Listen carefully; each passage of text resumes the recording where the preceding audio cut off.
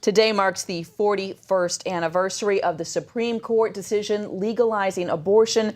Every year on this date, tens of thousands gather in Washington, D.C.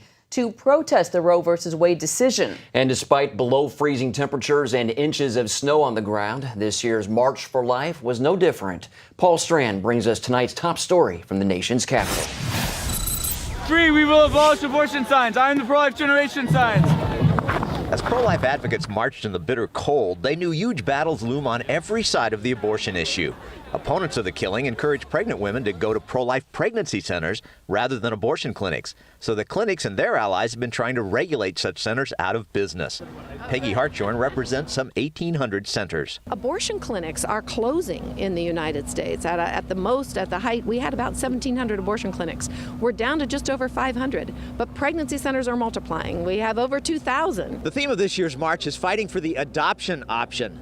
Unwed and pregnant, Whitney Wall decided to form an adoption plan rather than abort, and she now encourages other women to do the same. I just remember when I had decided to make the adoption plan for my son, the boxes and boxes and boxes of profiles that I got of couples that were waiting for a family. It's just amazing to think of all the people that are relying on these women to make the right decision. One battle inside the pro-life movement is whether to use gruesome images of aborted babies to ram the truth of these murders into the public's consciousness. That's what Mark Harrington was doing in D.C. during this year's march, showing such images. America is complicit in abortion. You have to see it to understand it. A picture's worth 1,000 words, and nobody can explain it with words alone. I mean, that's the problem. It's all a bunch of rhetoric.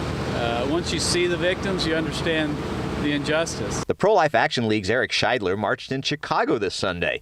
He says one battleground is just getting people to realize a human life is a net positive for the world. Many people believe that when a new child comes into the world, it's a big cost, a cost for the parents, a cost for society.